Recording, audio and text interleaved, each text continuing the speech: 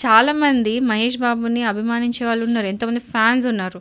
So, ఇట్లాంటి illegal కథలు చేస్తున్నాడు అంటే చాలామందికి మేబీ ఆ ఫ్యాన్ ఫాలోయింగ్ తగ్గే ఛాన్సెస్ ఉన్నాయి. సెలబ్రిటీ కాబట్టి అతని ఇమేజ్ అతను కాపాడుకోవాలి. అతని రెప్యుటేషన్ అతను కాపాడుకోవాలి కాబట్టి ఏంటంటే కొంచెం ట్రాన్స్‌పరెన్సీ అని మెయింటైన్ చేసి ఇలా జరుగుతుంది, ఇలా జరుగుతుంది అని చెప్పేసి మీడియాకి చెప్పడం.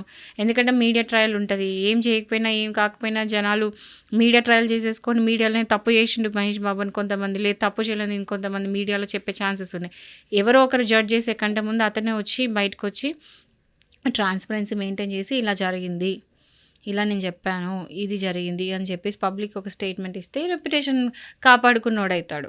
లీగల్లీ పోతుండే ఏందంటే యాంటిసిపేటరీ బెయిల్ తీసుకోవడం గానీ, లేకపోతే కోఆపరేట్ చేయడం, వాళ్ళ ఇంటరాగేషన్ గానీ, కావాల్సిన ఎవిడెన్స్ ఇవ్వడం, కావాల్సిన బ్యాంక్ ట్రాన్సాక్షన్స్ ఇవ్వడం, కావాల్సిన ఏదైనా చేయొచ్చు.